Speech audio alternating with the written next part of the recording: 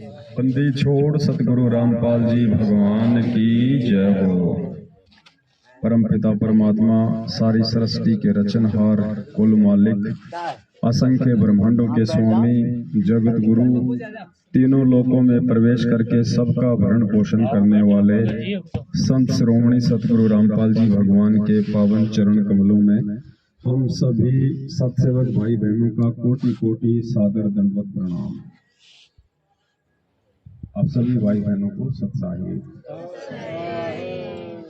आज दिनांक 21 मई 2022 को परम पूज्य सतगुरु रामपाल जी भगवान जी के आशीर्वाद से, उनकी सत प्रेरणा से राजस्थान के दौसा जिला के महुआ में परमात्मा ने सात संगति की रजा बख्शी है और सभी भाई बहन बैठ के परमात्मा की चर्चा कर रहे हैं।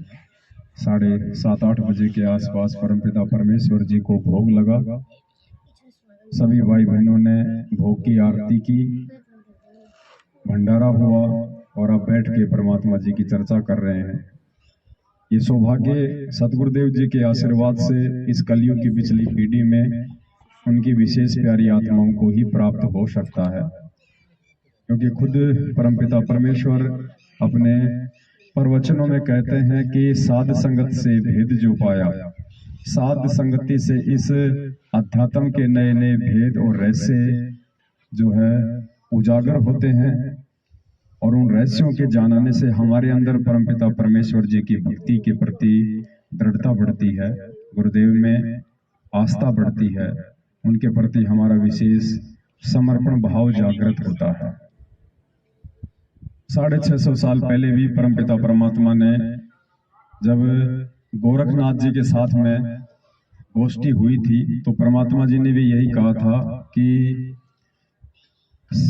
गुरु का वचन साध की संगत अजर अमर घर पावे, कहे कबीर सुनो रे गोरख हम सबको तत्व लखावे। गुरु का वचन और साध की संगत, ये दो चीजें बहुत ज्यादा महत्वपूर्ण है भक्ति में।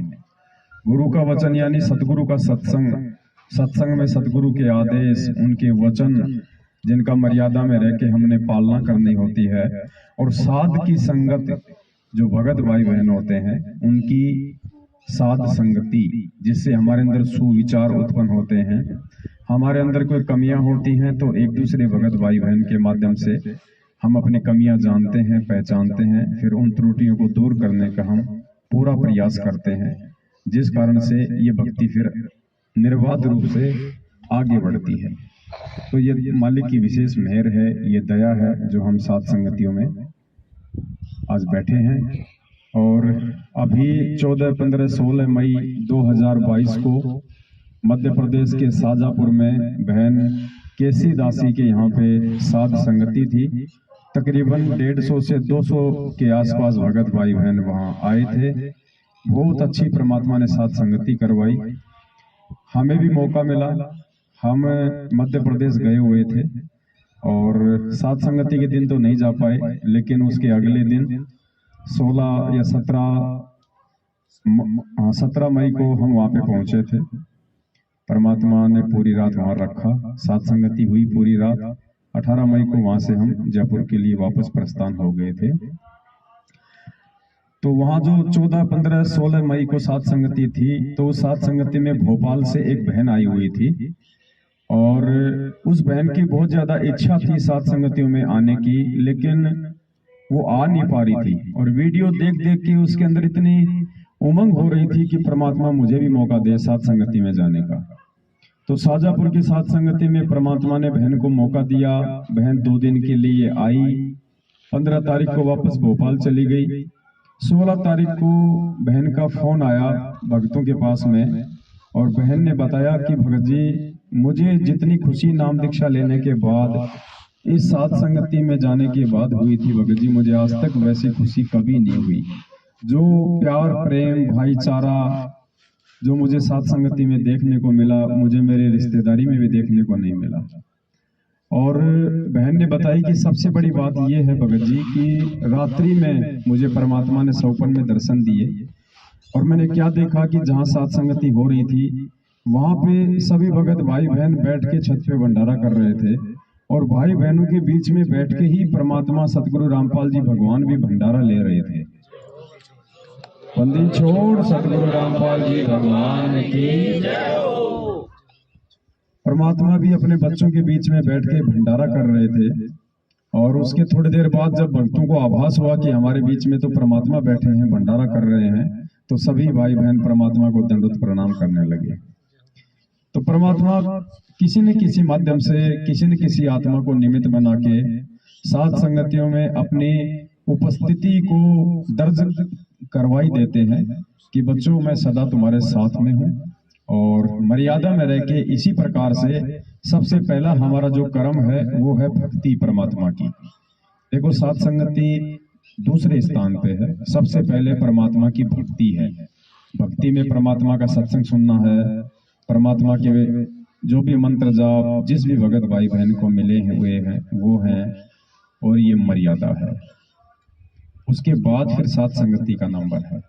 अगर हम सात संगतियों में ही आते रहे जाते रहे, भक्ति पे हम कोई विशेष ध्यान नहीं देंगे तो भी कोई फायदा नहीं होगा। सात संगतियों में भी हम भक्ति से ही टिक पाएंगे, क्योंकि हमारा जो आधार है, हमारा जो मूल है वो भक्ति है। भक्ति ही हमारा जो है मुख्य एक्सल है, आधार है, धुरी है। भक्ति है तो सात संगति भी जीवित रहेगी, भगत भी भक्ति के ऊपर जीवित रहेगा।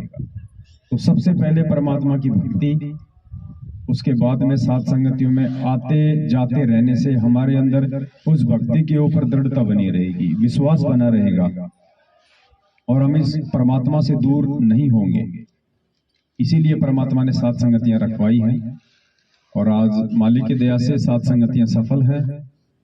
और अब तो गांव-गांव नगर-नगर में बहुत तेजी से सात संगतियां हो रही हैं। हमें तो मालूम भी नहीं चल पाता है कि कहाँ-कहाँ सात संगतियां हो रही हैं। सात संगति होने के बाद में मैसेज आते हैं, वीडियो आते हैं, तब मालूम पड़ता है कि कहाँ-कहाँ सात संगति हो रही है। तो ये परमात्मा की मेहर है, परमात्मा की दया है, ये होना ही होना है। इन सात संगतियों को कोई रोक भी नहीं पाएगा, चाहे कोई कितना ही प्रयास कर दे। अभी एक छोटी सी घटना हरियाणा के करनाल के रायसीना कोई गांव है। अभी 5-7 दिन पहले सतलोक आश्रम मैनेजमेंट हरियाणा के पीछे लगे हुए हमारे सैकड़ों की संख्या में भगत भाई बहन उस गांव में पुस्तक सेवा कर रहे थे। अचानक से उस गांव के कुछ युवा लड़कों ने, जो कि राजपूत करणी सेना से संबंधित थे, उन्होंने घेर लिया और माता बहनों ने बताया कि हमारे साथ में अभद्रता की, हमारे साथ में मारपीट की, भक्तों को जूते मारे और गुरुजी की सारी पुस्तकें गाड़ियों से निकलवा कर और उन्होंने वहां पे होली की तरह जलाई। अपने आप में विचार करने की बात है, आज से 5 साल पहले जिस सतलोक आश्रम मैनेजमेंट हरियाणा ने राजस्थान के अजमेर जिले में जब राजपूत करणी सेना के द्वारा रैली निकाली जा रही थी, क्योंकि गैंगस्टर आनंदपाल सिंह का एनकाउंटर हुआ था, तो आनंदपाल सिंह को शहीद का दर्जा दिलवाने के लिए और उनकी सीबीआई जांच की मांग करने के लिए राजपूत करणी सेना धरना प्रदर्शन और रैलियां कर रही थी। और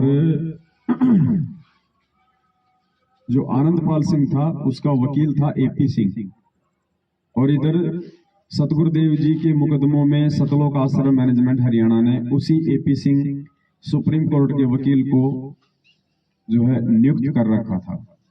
तो इन्होंने एक राजनीति खेली और उस एपी सिंह वकील के माध्यम से राजपूत करणी सेना के साथ में अपना गठजोड़ किया और भगत समाज को, हम संत हैं, हम भगत हैं, हम साधु हैं, हम भक्तों से गैंगस्टरों की सीबीआई जांच का समर्थन करवा दिया। गैंगस्टर को, जिसको शुद्ध हिंदी भाषा में कहते हैं गुंडा, उसको शहीद का दर्जा दिलवाने के लिए, उसकी सीबीआई जांच की मांग के लिए हम भक्तों को सतलोक आश्रम मैनेजमेंट हरियाणा ने सतगुरु रामपाल जी भगवान का आदेश बताकर राजस्थान के अजमेर में इकट्ठा कर दिया और 5 लाख रुपया का नगद चेक राजस्थान के जोधपुर से कोई लक्ष्मण दास है, एलडी 4.5 फुट का है, राजपूत समाज से संबंधित है, तो मैनेजमेंट ने उसको आगे कर दिया। जाति आधार से 5 लाख रुपया उस राजपूत करणी सेना को भक्तों के दान का दिया गया, जिनसे हमारा कोई संबंध नहीं था, कोई मतलब नहीं था। वो कुपात्र व्यक्ति थे, वो जगत के व्यक्ति थे। 5 लाख से उन्होंने शराब पी होगी, मांस खाया हुआ, उल्टे कर्म किए होंगे। आज उसी करणी सेना के लोगों ने सतगुरुदेव जी की पुस्तकों की होली जलाई, माता बहनों के साथ में अभद्र व्यवहार किया, गालियां निकाली और भक्तों को बुरी तरह जूतों से पीटा। तो पुण्यात्माओं, देखो कुपात्र को जो दान दिया गया था उसका क्या परिणाम निकल रहा है। परमात्मा की बदनामी और भक्तों की पिटाई। तो भगत समाज को भी ये समझना चाहिए कि भाई तुम जिस राह पे चल रहे हो वो राह परमेश्वर की दिखाई हुई नहीं है, वो काल भगवान के द्वारा प्रेरित कुछ लोगों का मनमाना आचरण है।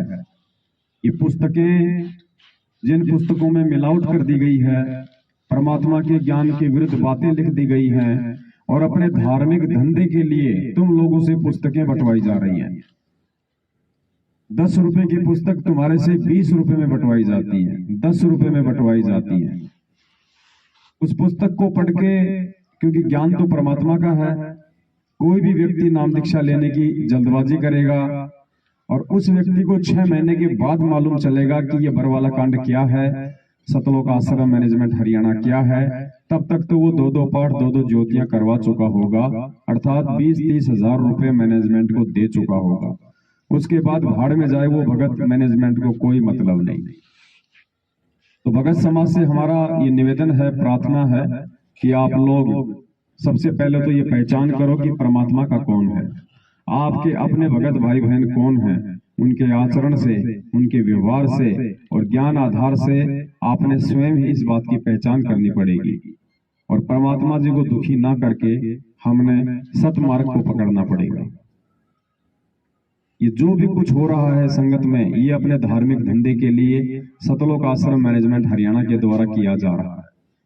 बहुत सारे भगत भाई बहन कहते हैं कि भगत जी अगर मैनेजमेंट अगर गलत है, मैनेजमेंट यदि अपने व्यापार के लिए कर रहा है, पैसों के लिए कर रहा है, तो पुस्तकें क्यों बंटवा रहा है, इतने नामदान केंद्र क्यों खोल रखे हैं, जगह जगह गुरु जी का प्रचार क्यों कर रहा है, टीवी चैनलों पे सत्संग क्यों चला रहा है।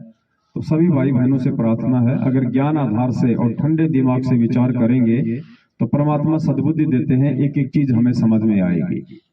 सबसे पहली बात, यदि आप ये कहते हैं कि सतलोक आश्रम मैनेजमेंट हरियाणा गुरुजी के ज्ञान को पूरे विश्व में पहुंचाने के लिए या आत्माओं को ज्ञान से ओतप्रोत करने के लिए पुस्तकें बंटवा रहा है, टीवी चैनलों पे सत्संग चला रहा है, तो ये बिल्कुल हमारी मिथ्या सोच है।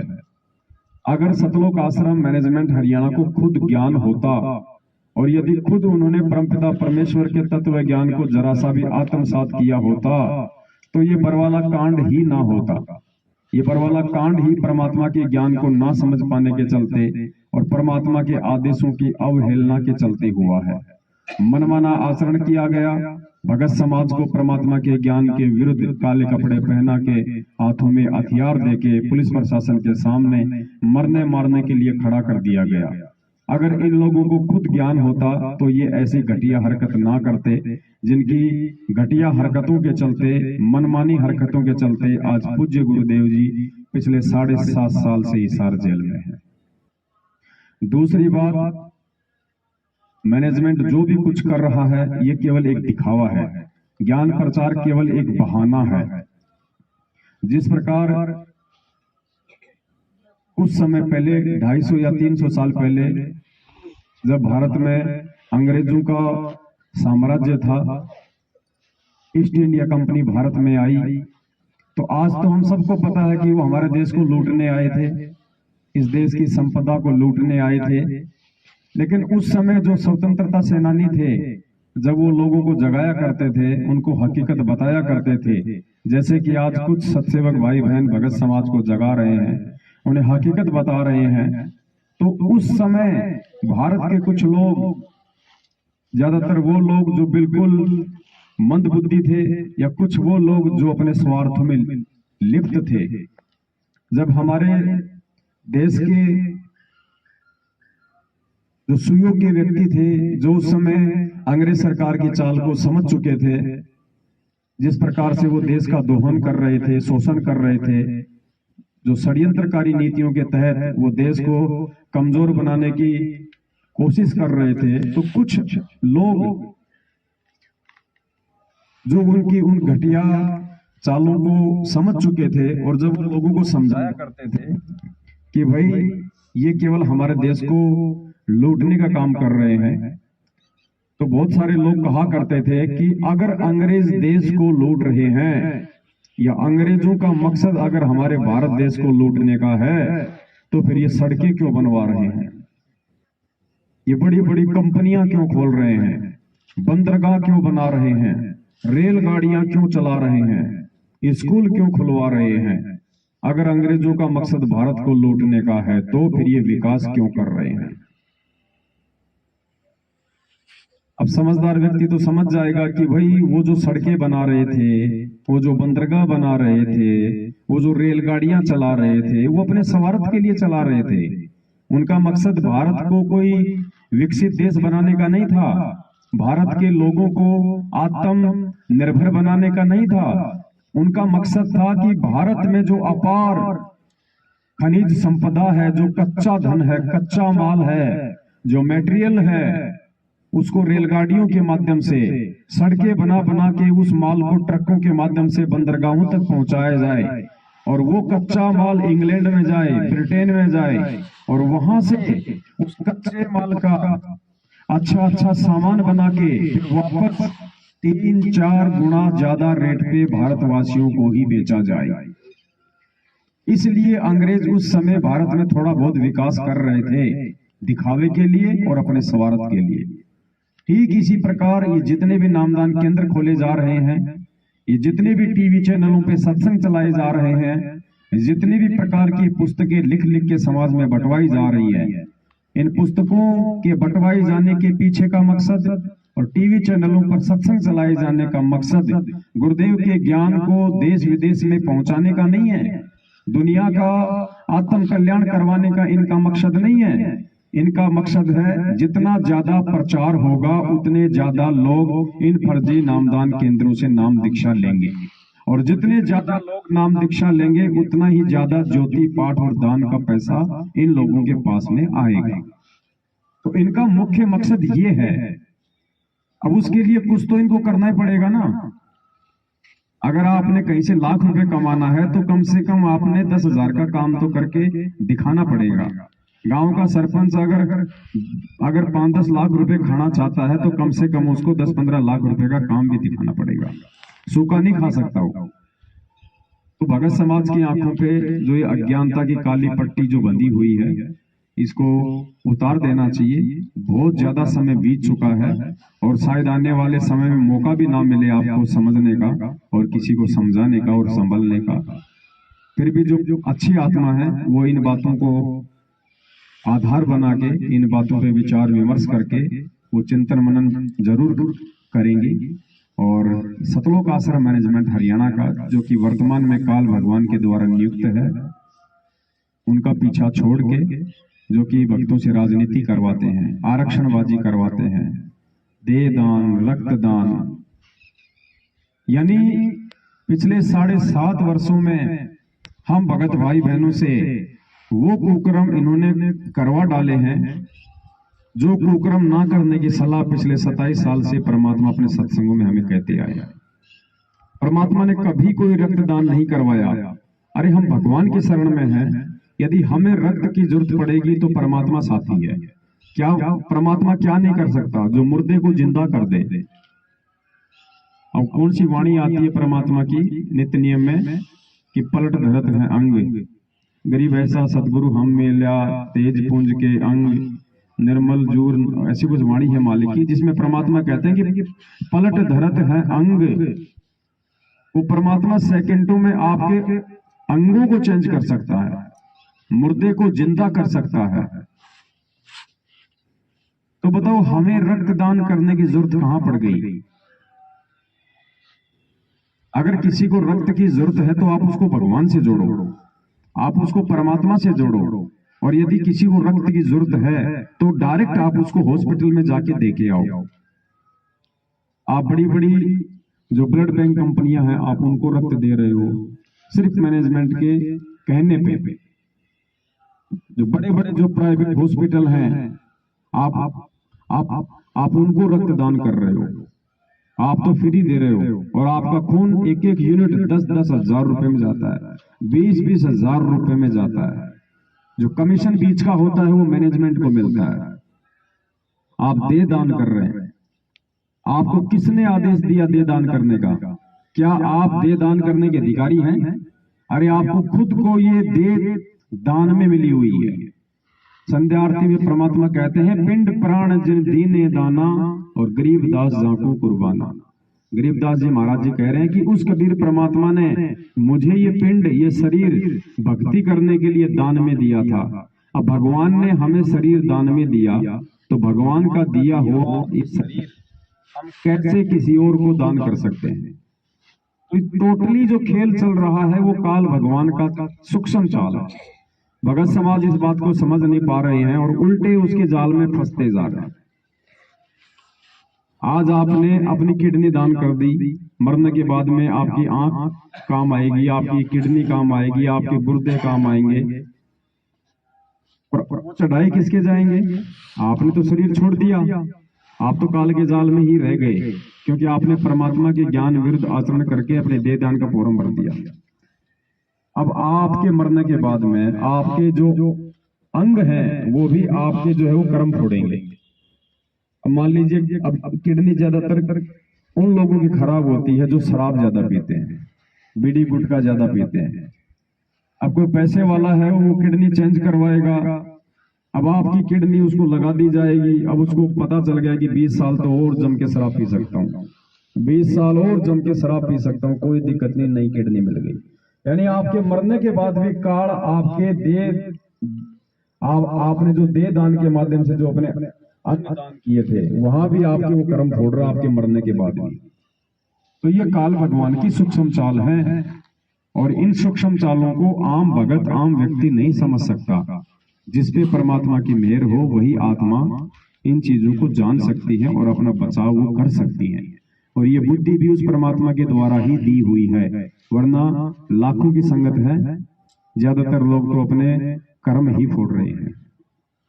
तो ये दया है परमपिता परमात्मा की जो मालिक ने मेहर बख्शी और हम सभी भाई बहनों को साध संगति से जोड़ दिया, वरना सारे लोग उसी गफलत में जी रहे हैं।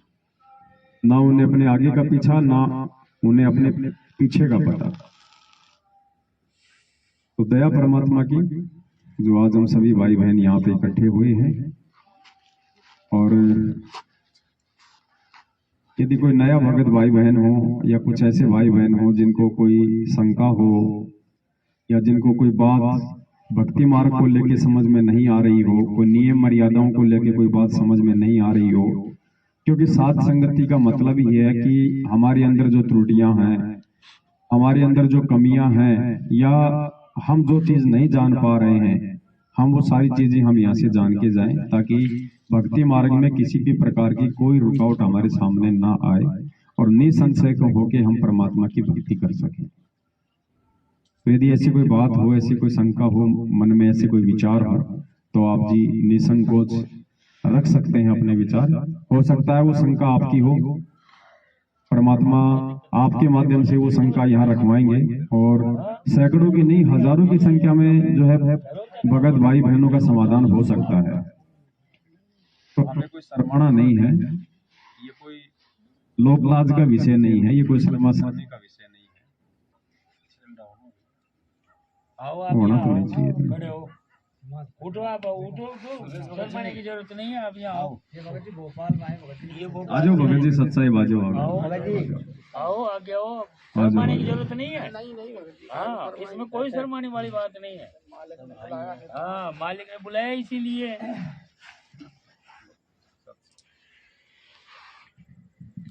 साहब जय गुरु छोड़ जी, थोड़ा सा संशय जो है कि मालिक की सत्संग में सुनते रहते हैं कि नाम अने हो जाता है, नाम माने खंडित हो जाते हैं। तो अपन से कोई गलती बन गई भगत जी, तो हमने भगत लोगों से पूछा था मैंने कि भगत जी अब साथ संगति में तो आ गए, मगर थोड़ी सी अपन में गलती हो गई है तो उसका कुछ निजीकरण निकालो तो हमारे लिए मन में शांति हो जाए। क्या गलती हुई होगी आपसे? गलती ऐसी हो गई छोटी मोटी, माने कोई अपन ने दुष्कर्म हो गया अपने साथ में, इस चक्कर में तो भगत लोगों से हमने रखा मैंने कि भगत जी मन में शांति नहीं हो रही, तो आप माने अगर वो बताने लायक अगर है बात तो नहीं, बताने लायक नहीं है, क्योंकि महिलाएं बैठी हैं इस वजह से नहीं, अपन होते तो बता देती है। तो आप लोगों से थोड़ा सा देखो भगत जी, ये तो मालिक ने भी बताया है कि हम परमात्मा की भक्ति कर रहे हैं, हम मर्यादाओं में हैं, और अचानक से यदि हमसे ऐसी कोई गलती हो जाती है तो उसके बाद में हमारा जो मन है वो विचलित हो जाएगा, हमारा भक्ति में मन नहीं लगेगा और हमेशा हमारे अंदर एक कमी सी महसूस हमें नजर आएगी। अब ये भी बहुत अच्छी बात है कि आपके अंदर वो कमी हो रही है और आप उस चीज को जान पा रहे हैं, आप उस चीज को पहचान पा रहे हैं। नहीं, बहुत सारे लोग तो लाखों गलतियां करके भी जैसे मतलब सर में मतलब जू नहीं रेंगती उनके। तो ये भी एक अच्छी बात है कि आप अपनी गलती के प्रति मतलब प्रायश्चित के भाव में है। तो इसका देखो तरीका भगत जी यही है, परमात्मा ने बताया कि हम सब जीव हैं और ये भक्ति मार्ग है, ये भगत जी इतना आसान नहीं है कि हम इस भक्ति मार्ग पे नाम लेते ही बिल्कुल हाईवे की तरह हम दौड़ पड़े। एक बच्चा साइकिल चलाना सीखता है तो वो भी 4-5 बार नीचे गिरता है, अपना पैर भी फुड़वा लेता है, किसी दूसरे को भी टक्कर मार देता है, तब कहीं जाके वो ढंग से साइकिल चलाना सीखता है। तो भक्ति मार्ग इतना आसान नहीं है कि हम तुरंत हम भगत बन जाएंगे नाम दीक्षा लेते ही। नाम शुद्धिकरण की जो व्यवस्था है वो परमात्मा ने इसीलिए रखी है क्योंकि परमात्मा को मालूम था कि ये बार बार ये गलतियां काल इनसे करवाएगा। लेकिन अच्छी आत्मा वो होगी जो अपनी गलतियों की भगवान से क्षमा याचना मांग ले और आगे के लिए परमात्मा को संकल्प करके ये विश्वास दिलाए कि परमेश्वर आगे इस दास से ऐसी गलती नहीं होगी। तो इसके 2 तरीके बताए परमात्मा ने भगत जी नाम शुद्धिकरण के। सबसे पहली बात तो ये कि आप जो कह रहे हैं कि नाम खंड हो गया, तो भगत जी ऐसे नाम खंड नहीं होता है। नाम है परमात्मा, चाहे ये ब्रह्मा विष्णु महेश का नाम हो, चाहे सतनाम हो, चाहे सार नाम हो। हमें यदि हमारे सतगुरु ने दिया है तो वो शब्द है, सतगुरु के दिया गया वो शब्द है। और परमात्मा ने बताया कि शब्द का किसी भी देश काल और परिस्थिति में खंड नहीं होता। परमेश्वर कहते हैं हम हैं शब्द शब्द हम माही और हमसे भिन्न और कछु नहीं। तो शब्द का किसी भी देश काल और परिस्थिति में खंडन नहीं होता है। खंड होती है हमारी मर्यादा। नाम दीक्षा जब देते हैं परमात्मा, साथ में जो नियम बताते हैं वो नियम टूटने से हमारी मर्यादा खंड होती है। वो नियम टूटने से फिर वो नाम जो है अपना प्रॉपर काम नहीं करता। बाकी नाम खंड नहीं होता है। नाम खंड की परमात्मा ने एक ही पहचान बताई है। नाम खंड का मतलब होता है कि वो परमात्मा आपके हृदय से बाहर निकल जाए, सदा सदा के लिए परमात्मा आपको रिजेक्ट कर दे, उसको कहते हैं नाम खंड होना। और वो कब होता है? वो परमात्मा ने बताया कि एक ही पहचान है नाम खंड की। अगर आपके अंदर वो लक्षण नहीं है तो आप निर्भय होके अपनी भक्ति करना, तुम्हारा नाम खंड नहीं है। मर्यादाओं में ऊंच नीच होती रहती है, उसका ध्यान रखो। बार बार अगर मर्यादा तोड़ोगे तो फिर परमात्मा का नाम काम नहीं करेगा। जिस प्रकार डॉक्टर ने एक जगह ऑपरेशन कर दिया, अब बार बार हम कोई गलतियां करेंगे तो बार बार उस जगह पे ऑपरेशन संभव नहीं होगा, टाके नहीं लगेंगे। तो नाम खंड की सबसे पहली जो पहचान परमात्मा ने बताई है वो ये बताई है कि जिस दिन तुम्हें ये रामपाल दास जहर नजर आए, मेरे सत्संग तुम्हारे को जहर की तरह लगे, मेरी शकल तुम्हारे को जहर की तरह लगे, तो सोच लेना तुम्हारा नाम खंड है। अगर तुम मेरे सत्संग सुन रहे हो, अगर तुम मेरी भक्ति कर रहे हो, आरती कर रहे हो, सत्संग सुनते सुनते तुम्हारी आंखों में कभी आंसू आ जाते हैं, तुम्हारे अंदर विशेष भाव जागृत होते हैं तो तुम्हारा नाम खंड नहीं है। परमात्मा हमारे से दूर नहीं है, त्रुटियां होती रहती हैं, उसके लिए हम परमात्मा से क्षमायाचना मांगते रहे। दास आपको परमात्मा के मुख कमल से ही सुनाना चाहेगा नाम खंड की सबसे पहली पहचान परमात्मा ने क्या बताई।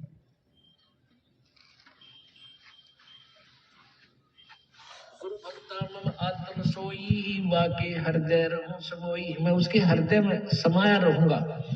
जब तक आपके हृदय में प्रभु समाये रहेंगे तो आपकी श्रद्धा भगवान में बड़ी ही रहेगी। आपके मन में जरा सा भी मैल दास के प्रति आएगा किसी भी पॉइंट से, भगवान वहां से हट जाएगा। जो भगवान का पंजाब से हट गया तो आप नदी कुबद सोचोगे, सारी उल्टी भावना बन जाएंगी। आज ये दास आपको अच्छा लगता है, फिर आपको दुश्मन दिखाई देगा, क्योंकि काल प्रवेश कर जाएगा। जब आपका नाम खंड हो जाएगा, ये पहली पहचान होगी, आपकी रुचि नहीं बनेगी इस दास में। उसका तरीका यही है कि फिर आपको ज्ञान है भगवान का तो फिर आइए, और किसी भी कारण से आपका नाम खंडित है, उपदेश दोबारा मालिक के चरणों में विनती कीजिए और उपदेश पुनर्प्राप्त कर लीजिए, फिर आपका फिर कनेक्शन जोड़ देगा। बहुत दयालु है प्रभु। तो परमात्मा ने नामखंड की सबसे पहली पहचान आपको बता दी है। बाकी तो लोग पीले पर्चे निकाल निकाल के आपको केवल डराएंगे कि तेरा नामखंड है, तू गुरुद्रोही हो गया, तेरा वो हो गया। हमने भगवान के अनुसार चलना है। परमात्मा का विधान क्या कहता है नामखंड के विषय में, वैसे नामखंड नहीं होता परमात्मा का। और फिर मालिक ने इसके शुद्धिकरण का क्या तरीका बताया कि दोबारा से नाम उपदेश लें और विनती करें पहले परमात्मा से। तो अब हम कहाँ विनती करेंगे? हमारे गुरुदेव तो जेल में बैठे हैं, अब विनती करने तो हम वहां पे जा नहीं सकते, मजबूरियां हैं। तो दूसरा तरीका क्या है? हम संध्या आरती में पढ़ते हैं भगत जी, अंतर्यामी एक तुम आत्म के आधार, जो तुम छोड़ो हाथ तो मोह कौन उतारे पार। हम अपने गुरु जी को अंतर्यामी कहते हैं। अंतर्यामी वो होता है जो हमारे सोचने से पहले हमारी मन की बात को जान ले। बोलना तो बहुत दूर की बात है। तो ये परमात्मा है, ये हमारे घट में समाया हुआ है और ये सब जानता है। आत्मा की बात ये तुरंत सुन लेता है। मन की बकवाद को परमात्मा सुन के भी अनदेखा कर देता है। यदि हम अपनी किसी भी त्रुटि के लिए, किसी भी मर्यादा खंडन के लिए, यदि हमें हृदय से उसका पश्चाताप है कि वास्तव में मेरे से ये गलती बन गई और ये गलती मेरे से नहीं बननी चाहिए थी और परमात्मा मुझे अक्षमा करो, आज के बाद परमात्मा आपका दास ये गलती दोबारा नहीं करेगा। हृदय से यदि आप पुकार करोगे तो भगत जी आप चाहे पहाड़ पे बैठ के आत्मा से पुकार कर लो, परमात्मा तुरंत क्षमा करेगा। ये वो दयालु परमात्मा। तो आज चाहे आपसे कितनी बड़ी गलती बन गई हो, देखो हम सतलोक से इस काल के साथ यहाँ आए अपने बाप को ठोकर मार के, उससे बड़ी गलती नहीं हो सकती भगत जी। जब परमात्मा यहाँ प्रथम बार आए थे सतयुग में, और जब काल भगवान के साथ में उनकी वार्तालाप हुई थी ब्रह्मलोक में, और जब जी वहां पे जब तपस्या पे वो भूने जा रहे थे, और जब वहां परमात्मा आ गए, सबको शांति हो गई, तपस्या ठंडी हो गई, तो लोगों ने देखा भाई ये तो कोई बहुत बड़ी शक्ति है। तो बातचीत होने लगी। परमात्मा ने बताया कि भाई ये यहाँ का जो भगवान है ये भगवान नहीं है, तो मेरी आत्मा हो, ठीक है। तो फिर सबने मान लिया हाँ जी आप परमात्मा, आप परमात्मा। तो फिर उन लोगों ने कहा कि ये भगवान, हम जो ये तपस्या का जो एक कष्ट उठा रहे हैं, ये हमारे कौन से पाप की सजा है, ये हमारा कौन सा वो अपराध है? तो गुरुजी ने बताया कि बेटा ये यहाँ के तुम्हारे किसी पाप की सजा नहीं है। ये जो तपस्या का जो ये घोर जो ये कष्ट है ना, ये तुम्हारे यहाँ किसी भी अपराध की सजा नहीं है। ये उस अपराध की सजा है जो तुमने सतलोक में किया था, अपने बाप के साथ में धोखा किया था। वो रोक रहा था, हम नहीं रोक रहे थे, इस काल के साथ आ रहे थे। तपस्या का कष्ट उसकी सजा है। तो जब भगवान हमारी इतनी बड़ी सजा को भी माफ करके और आज हमें लेने के लिए वापस आ गया, तो भगत जी यहाँ आज हम जो छोटी मोटी काल प्रेरणा से जो गलतियां हम जो करेंगे, ना समझी से, नादानी में, तो क्या परमात्मा ये छोटी मोटी गलतियां माफ नहीं करेगा? यदि हमारी माफी करवाने की यदि इच्छा होगी तो मन में कोई शंका ना करें भगत जी, बार बार गलतियां करने से बचें।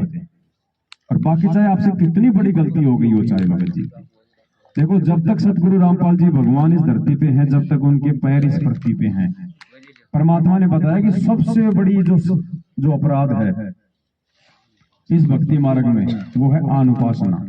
100 वर्ष सतगुरु की पूजा, एक दिन अनुपासी, वो अपराधी आत्मा फिर पड़े काल की फांसी। ये परमात्मा ने भक्ति मार्ग का नाम दीक्षा लेने के बाद में सबसे बड़ा अपराध बताया है।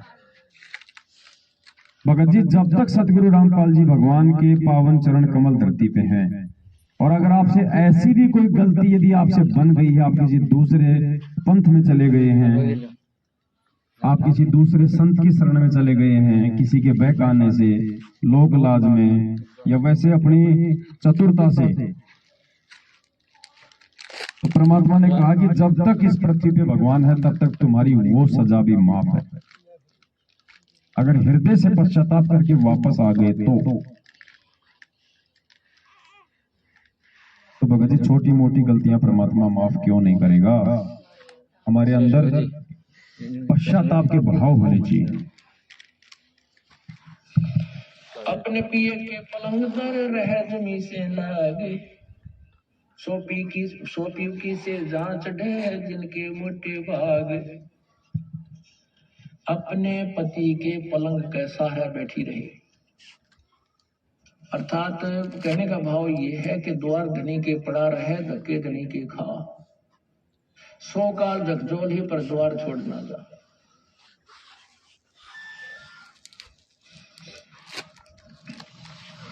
अब कैसे बताते हैं, जैसे परमात्मा रुष्ट हो गया, पल में बैठे तोड़, तो फिर उसके लिए क्या बताते हैं कि अपने पति के पलंग पर रह जमी से लाग, यानी 100 बार माफी मांगे और अपनी गलती को स्वीकार करे। या अर्थात हम केवल अपने परमात्मा कबीर जी के ही चरणों में दोबारा आ जाएं, जैसे गलती होगी क्षमायाचना करवा ले करे और अपना उपदेश दोबारा पा ले।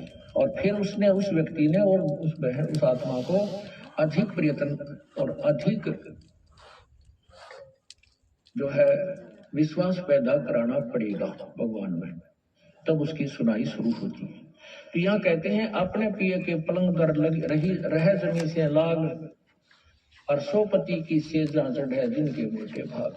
वही परमात्मा के सुख को प्राप्त कर सकेंगी आत्मा। अब यहाँ पूज्य गुरुदेव जी बता रहे हैं कि ये अंतर्यामी भगवान है, दिखावा बिल्कुल नहीं चलेगा भगत जी, क्योंकि ये यहाँ की जानता है। जुबान की बात पकड़ता है काल, और अंतर की बात पकड़ता है ये अंतर्यामी। ये काल अंतर्यामी नहीं है। अगर ये अंतर्यामी होता तो संध्या आरती में परमात्मा ये ना लिखते कि अंतर्यामी एक तुम ही अंतर्यामी हो और कोई नहीं है। काल पकड़ता है जुबान की बात, और परमात्मा अपने बच्चे के अंदर के भाव देखता है। तो जिस भाव से हम अक्षमा याचना अपनी किसी भी गलती के लिए करेंगे, उसी भाव से परमात्मा आपके वापस निकट आएगा। तो ये अब आप और हमारे बीच का विषय है, मतलब आत्मा और परमात्मा के बीच का ये विषय है भगत जी। तो आज आप आए हुए हैं यहाँ पे, सामने मालिक का दरबार है, इससे अच्छा मौका कहाँ मिलेगा भगत जी। मालिक को दंडवत करके और हृदय से भगवान से समायाचना मांगो। इस सच्चे दरबार में भी सुनवाई नहीं होगी तो कहाँ होगी भगत जी? फिर वहीं से सोच के आए थे भगत जी, वो बैठे हमारे बैतूल बारे में जी, हमने उनसे बोला कि हमने भगत जी मिलेंगे तो हम उनसे बात करेंगे। मालिक ने हमें सच्चाई भगत जी, सच्चाई दया मालिक की। तो भगत जी आप तो मालिक के चरणों में समायाचना करो बंदी छोड़ के दरबार में, और आगे से अब देखो गुरुजी ने क्या कहा कि अपने मालिक को और ज्यादा विश्वास दिलाओ कि आगे से ऐसी गलती नहीं होगी।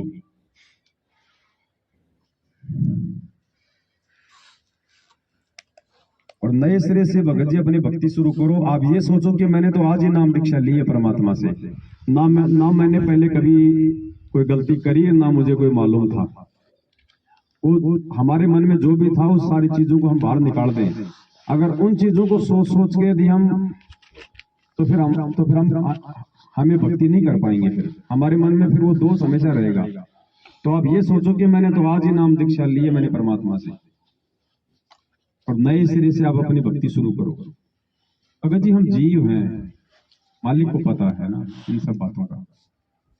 इसीलिए तो परमात्मा इस भक्ति मार्ग में शुद्धिकरण का कोई ऑप्शन नहीं है, क्योंकि जब परमात्मा का नाम ही खंड नहीं होता तो आप शुद्ध क्या कराओगे। लेकिन मालिक को पता है कि ये गलतियां काल इनसे करवाएगा ही करवाएगा। अब उसके बाद इसके मन में दोष आ जाएगा कि लो जी मेरा तो नाम टूट गया, अब क्या करूं, मैं तो कहीं का नहीं रहा। तो परमात्मा ने को ऑप्शन दे दिया कि भाई दोबारा से नाम ले ले। अरे नाम तो ले रखा आपने, दोबारा से क्या लोगे। आप उसको भूल गए या आप उसको क्या हो गए, लेकिन आपको थोड़ी शांति मिल जाएगी। ओहो मैंने दोबारा से नाम ले लिया, मेरा नाम शुद्ध हो गया, तो वापस आप निसंशय होकर भक्ति पे लग जाओगे। इसलिए हमारी आत्मिक शांति के लिए भगवान ने शुद्धिकरण का ऑप्शन रखा है, वरना भक्ति मार्ग में नाम शुद्धिकरण का ऑप्शन नहीं है भगत जी। तो आगे से बड़े भाई हम ध्यान रखें। बाकी तो देखो त्रुटियां जाने अनजाने में होती रहती हैं, लेकिन वो त्रुटियां ना करें जिससे डायरेक्ट भगवान नाराज होता है। और कोई भगत भाई बहन आ जाओ भगत जी, आ जाओ, कोई दिक्कत नहीं है। में तो ये छोटा सा ही है, छोटा नहीं, शंका तो भगत जी काटा चाहे छोटा हो चाहे बड़ा हो, जब पैर में चुभ जाता है तो जूता नहीं पहना जाता। हाँ, छोटी बड़ी नहीं होती शंका कोई।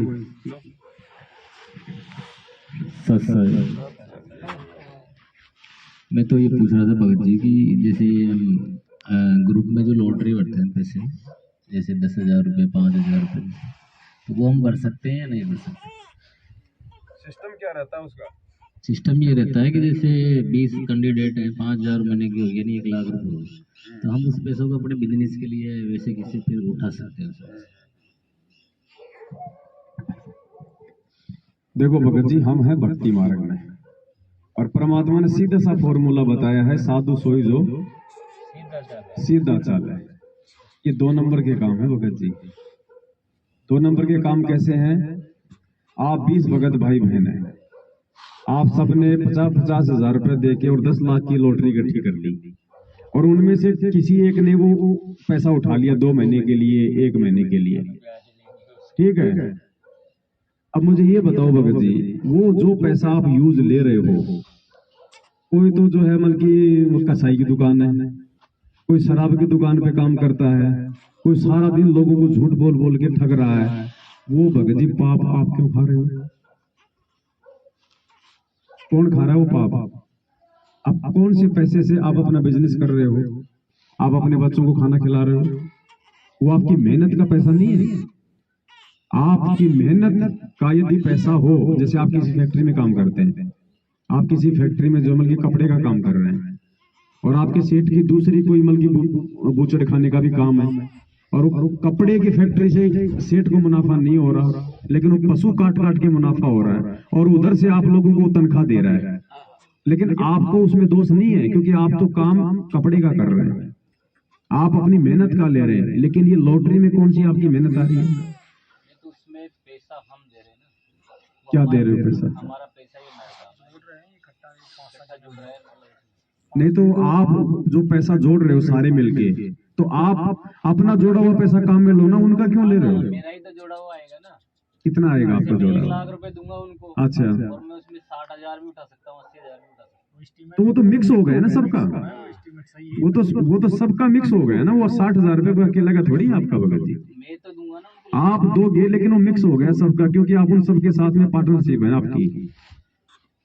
पार्टनरशिप जैसे राजपूत करने से ना को 5 लाख रुपए दिए भक्तों के दान का, हो सकता है वो किसी एक भगत ने दिया हो, लेकिन पूरी संगत को मिलेगा उसका पाप कर्म, क्योंकि जरूरी नहीं कि उसी भगत का है वो पैसा। फिर हम जैसे किसी से ब्याज पे पैसा उठाए तो वो भी पाप कर्म का ही पैसा हो। ब्याज पे आप जी पैसा ले सकते हो, मजबूरी में बताया परमात्मा ने, तो वो भी हम ब्याज के अकॉर्डिंग ही ले रहे हैं। मान लो जैसे हमने 1,00,000 रुपए उनको दे रहे हैं, 80,000 रुपए ले रहे हैं। नहीं नहीं नहीं, वो सिस्टम गलत है भगत जी, वो लॉटरी वाला। तो फिर जैसे मान लो कोई किसी टुकड़ों में मान लो कोई कर्जा चुकाना चाहे, नहीं जुड़े भगत जी, फिर ये भगवान क्या करेगा? फिर अगर आपको विश्वास हो और यदि आप भक्ति कर रहे हो, तो फिर ये कौन से दिन काम आएगा? फिर लॉटरी से पैसा चुका हो गया आप लोगों का। बिजनेस के लिए पर्पस से अगर पैसा नहीं मिला नहीं नहीं नहीं, अशांति का कारण है। नहीं, पहले क्या नहीं भरता था, तो अब दोबारा किसी का फोन आया तो नाम लिख लिया आपने, इसलिए मैंने पूछा।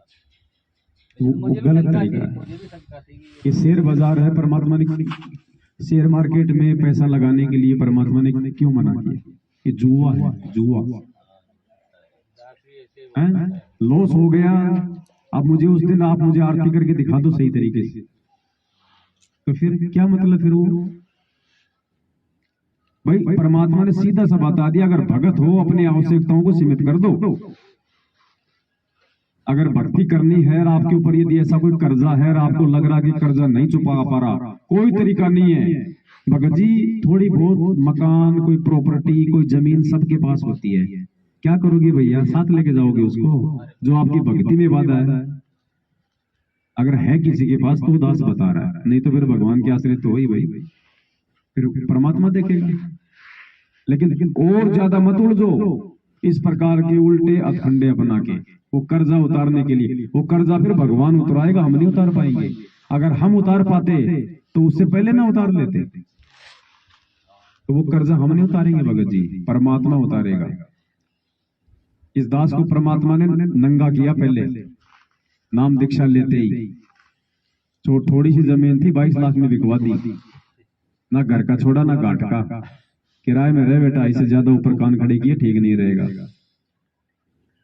लेकिन वो 22 लाख की जमीन बेच के आज मैं शांति में हूं। मेरे बाप का कर्जा उतारा, 2-4-5 लाख रुपए मेरे थे वो उतारे, निशन से होके भक्ति तो कर रहा हूं कम से कम। क्या काम आएगी भैया प्रॉपर्टी हमारे?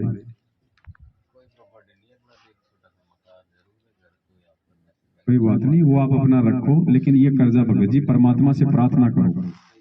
और खाली सूखी प्रार्थना भी काम नहीं करेगी, सूखी प्रार्थना भी काम नहीं करेगी। भक्ति, जब भी कोई भी भगत सतलोक आश्रम बरवाड़ा में जाता था गुरुजी से फरियाद करके, परमात्मा एक ही बात कहते थे, बेटा भक्ति करो परमात्मा दया करेंगे। बेटा भक्ति करो, भक्ति से ही सब कुछ होगा, दूसरा तरीका नहीं है। सूखी प्रार्थना से भी कुछ नहीं होगा। हम किसी फैक्ट्री में जाके फैक्ट्री के मालिक के आगे खाली हाथ जोड़ते रहे, दे दो जी 1 महीने की तनख्वाह दे दो, 1 महीने की तनख्वाह दे दो, चवन्नी नहीं देगा। जितने दिन काम करोगे उतनी ही तनख्वाह देगा। तो जितनी भक्ति करेंगे परमात्मा उतना ही प्रतिफल देगा, इससे ज्यादा नहीं देगा भगत जी। तो ये जो लॉटरी वाला है या वैसे जो ये लोग आपस में जो मतलब सोसाइटियां भरते हैं भगत जी, ये भक्ति मार्ग में भक्तों के कर्म नहीं है, ये वास्तव में हमारे लायक नहीं है भगत जी ये चीजें। वो तो क्या, जैसे कई बार हमें जैसे बिजनेस के लिए पैसे की जरूरत पड़ जाती है, क्या क्या बिजनेस करोगे भगत जी? भक्ति मार्ग में हो, बिजनेस तो नाम ही नहीं आना चाहिए बीच में। परमात्मा ने लोगों के बिजनेस को फैल करवाया, जिनसे भक्ति करवाई है। 2 साल से तो फिर बैठे ही थे, अब काम सब चल अब बिजनेस तो आप कर रहे हो ना, अपना छोटा मोटा काम आप अपना सिलाई का हो रहा है ना, और क्या बिजनेस करोगे बताओ? अपना यूनिफॉर्म का स्टेशनरी 2 से 4 मशीन करोगे तो भी आप जी गफलत कर रहे हो, परमात्मा से धोखा कर रहे हो। ये जो है 5 फिर मशीन, और उसके अलावा और क्या बिजनेस कर रहे हो? इसको ले बढ़ रही है, तो स्कूलें बढ़ रही तो क्या तुम बढ़ते रहोगे? जो फिर कर जाए वो कैसे चुकेगा, काम नहीं करेंगे तो मतलब वो मशीनें तुम्हारा कर्जा चुका देंगी? कमाएंगे तभी गारंटी है तुम्हें? तुम कमा के चुका दोगे, इस बात की गारंटी देते हो? बिना मालिक के। तो जब तुम्हें खुद को इस बात का विश्वास नहीं है तो फिर वो क्यों कर रहे हो भगत जी? हम तो कहते ना, देखो मैं नहीं कह रहा मेरी तरफ से कि तुम आगे मत बढ़ो, लेकिन परमात्मा टांग खींच रहा है। परमात्मा साईं इतना दीजिए जिसमें कुटुंब समाव, हम भी भूखे ना रहे साधु न भूखा जाए, सेव सम्मन के भी थकर जा। सोच तो यही है। परमात्मा पे आश्रित रहा तो झोपड़ी बनाने के लिए नींव खोद रहा था, वो कहां से दे दिया परमात्मा ने? नीचे छुपा दी हीरे मोतीलाल, तैमूर लंग, ऐरण के नीचे दिया कि नहीं दिया? तो क्या भगवान आज नहीं कर सकता? आज वैसा नहीं करेगा तो कोई दूसरा तरीका इसके पास। तो अभी स्कूल तो भक्ति तो बढ़ती जाएंगे, तो क्या हम भी उनके पीछे बढ़ते जाएंगे? सीमित करो, कहने और भी दुनिया है काम करने वाली, उनका सिलाई करने वाली, उनको करने दो, सारा हम थोड़ी खींचेंगे उनका।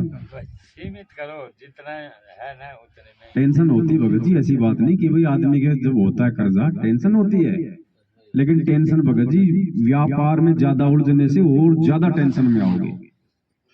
आज आपने 5 मशीनें और खरीद ली, कल को मोदी ने फिर से लॉकडाउन लगा दिया 6 महीने के लिए, फिर क्या होगा आगे की आपको नहीं पता, भगवान को पता। इसलिए परमात्मा कहता है कि सीमित रहो, अगर ज्यादा फैला रखा उसको सीमित कर लो।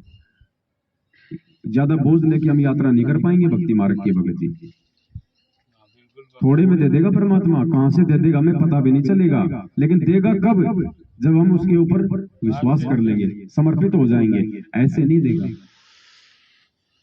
अगर हम उसके आध्यात्मिक स्कूल में प्रवेशरत हैं तो अब मालिक को देखना, फिर गुरु जी कहते हैं ना डॉक्टर ने देखना फिर मरीज को क्या दवाई देनी है, कब देनी है, मरीज की नहीं चलेगी फिर।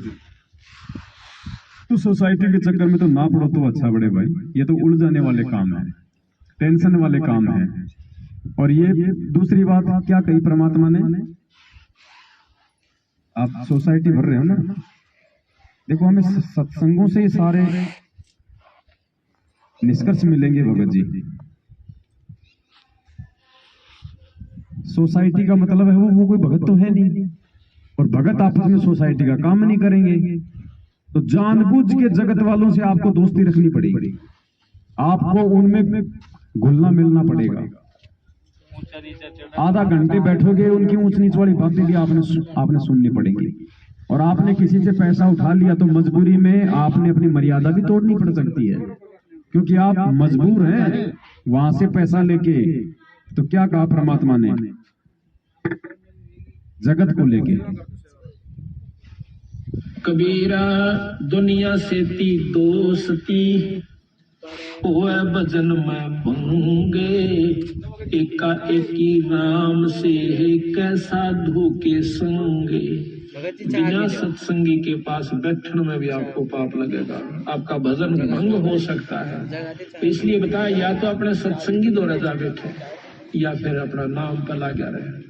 अगर आप किसी दूसरे के पास बैठोगे हुक्का पाड़ पे तो जानते नो का लो पी लो मेरे और तो नो कहेगा ना मन तो छोड़ दिया, क्यों क्या हो गया भाई, नाम ले लिया ओ तुरंत सोचो ये खा कर बिल्ली नो का आज करन चाली, यानी 36 ताने मारेगा। और फिर नो कहेगा भाई काल न तो रोटी भी छुटवाओगे तेरी, यो नारा सत्संग देखा। तो आपके मन में विक्षेप हो सकता है, 1 दिन में 2 दिन में 3 दिन में तो जरूर अपना रंग वो चढ़ा कर मानेगा। इस करके उड़ा बैठे नहीं इस दौरा अपना सत्साहिब कर उठ कर चलता बना। कोई प्रेमी दौरा बैठे, प्रेमी नहीं है तो अपनी कैसेट ला ले, कैसेट भी नहीं है तो अपना नाम सुमन लाग जा, खेत में चला जा, घूमे जा, भजन करें जा, अपना डोला पर कहंडे जा, वैसे बैठ कर ले जा, डेके ना धूप में कोठड़े का गए अपनी 4 पाई ना कर। तो कहते हैं कबीरा रसरी पाम में के सोए सुख चैन, यो श्वास नंगारा कूच का तेरा बाज रहा दिन रैन। गुजरात के सूरत का कोऑर्डिनेटर था कानू दास, 1-1.5 साल पहले ब्याज पे पैसे दिया करता था। सतलोक आश्रम मैनेजमेंट हरियाणा का कोऑर्डिनेटर पैसे मांगने गया था, झगड़ा हो गया, सिर में मारा, लठ वहीं खेल गया। आप क्या सोसाइटी के चक्कर में पड़े हो भैया।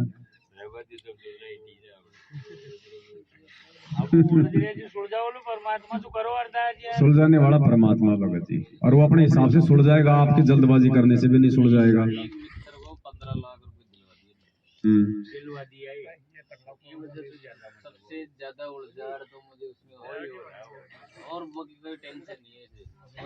वो आपकी नाम दीक्षा पहले की गलती है क्या? पहले की तो भगत जी उसको परमात्मा ही सुधारेगा, लेकिन सुधारेगा कब? आपने परमात्मा के बेहद निकट आना पड़ेगा, अंधा विश्वास करना पड़ेगा भगवान पे। विश्वास तो शुरू से ही नाम नहीं लिया जब से ये, जिस दिन विश्वास हो जाएगा ना जो भगवान चाहता है उस लेवल का, उस दिन तो आपको ये समस्या बोलने की जरूरत ही नहीं पड़ेगी। आप कहीं कहोगे नहीं कि मेरे सामने ऐसी समस्या है। अभी विश्वास ही तो नहीं हमें भगत जी, ये कहना भी हमारी एक गलती होती है। नहीं मतलब उसको दिलवाए हुए, अच्छा अच्छा, दिलवाए हुए 4 साल हो गए, और मतलब अब ये झगड़े तक बात पहुंच जाती है कभी कभी। अब तक तो क्या मैंने मतलब उसको जैसे देखो जगत में कई बार जैसे अब की बार पहली बार मैंने उसको गाली मैंने क्षमा मांगी। और जो जिसका पैसा है मैं तो मना करेंगे। अब ये सब लफड़ा हो रहा है कि जब तक मुझे लगता है कि जब तक भाई बहन वगैरह फ्री थे तो मुझे कभी कभी ऐसा आता है कि झगड़े से इससे पैसे आ जाए, लेकिन झगड़े में भी पैसे नहीं आने वाले क्योंकि झगड़े में तो कुछ हो गया तो। देखो 4 साल पहले आपने जो 15 लाख रुपए किसी को दिलवाई, क्या इस परमात्मा को नहीं पता था इस बात का कि भाई साल 2 साल 3 साल बाद ये मेरी शरण में आने वाला है, और आज ये इस लफड़े में पड़ रहा है, तो परमात्मा ने आपको उस लफड़े में पड़ने से क्यों नहीं बचाया?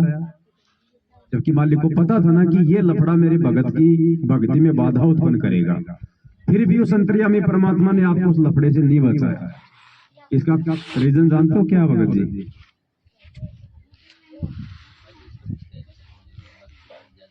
ना ना, परमात्मा कभी टेंशन देता क्या भगत जी? भगवान टेंशन देगा क्या? परमात्मा तो कहते हैं संकट मोचन कष्ट हरण हो मंगल करण कबीर के आजा शरण। वो तो भगत जी संकट मोचन है। कहते हैं ना दुख में ही सिमरन होता है, तो ये दुख थोड़ी है भगत जी, ये वो दुख नहीं है, ये कर्जे का दुख है, ये दुख, ये तो टेंशन है भगत जी। परमात्मा ने जानबूझ के आपको उस आपत्ति से नहीं निकाला, क्योंकि आपने आगे चल के नाम लेना था, और उस घटना के माध्यम से परमात्मा आज आपकी परीक्षा ले रहा है कि देखिए ये क्या, कौन सा रास्ता अपनाता है। ये आपकी परीक्षा ले रहा है परमात्मा। मोला बैठा मोर्चा देखा यम की भेंट, आज आपकी परीक्षा ले रहा है भगवान उस घटना के माध्यम से। और क्या पता वो क्या हो जाना था आपके साथ में भगत जी, ये भी आप निश्चित मान लेना। लड़ाई झगड़ा हो जाना था, केस मुकदमे हो जाने थे, सिलाई के बजाय कहीं आप जेल में पड़े होते, क्या पता एक दूसरे के हाथ से कोई मर जाता। वो तो सूली की सजा भगवान ने नाम दीक्षा ले ली, इसलिए आपके कांटे में डाल दी। थोड़ा बहुत जो परेशान कर रहे हैं ना आपको, वो सूली की सजा भगवान ने कांटे में डाल दी। और आज परमात्मा ले रहा आपकी ये परीक्षा कि देखता हूं ये कौन सा एक गलत रास्ता अपनाता है, या इसको मेरे ऊपर विश्वास भी है। ये भगत जी खेल खेलता है परमात्मा, ऐसे नहीं, ऐसे थोड़ी, ऐसे तो हम इतने नीच हैं, हम इसकी उंगलियों के बीच से भाग लेते हैं। पर ये भी तो हमारा बाप है ना, इसको भी तो पता है ना कि इसको कैसे पकड़ के रखना है। ये कारण भगवान ने बनाया, नहीं तो आज आप पता नहीं कहाँ होते, कहीं जय गुरुदेव में, कहीं ओम नाम श्याम जप रहे होते गई। यहाँ भगत जी इस मार्ग में 90% वो आते हैं जो दुखी होते हैं, ज्ञान को समझ के तो कोई एक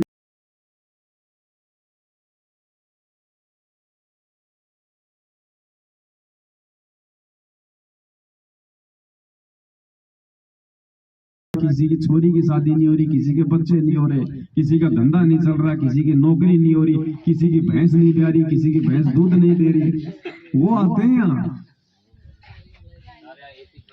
तो आपको अगर ये दिक्कत ही नहीं होती तो आपने क्या जरूरत थी संत रामपाल जी की शरण लेने की भगत जी?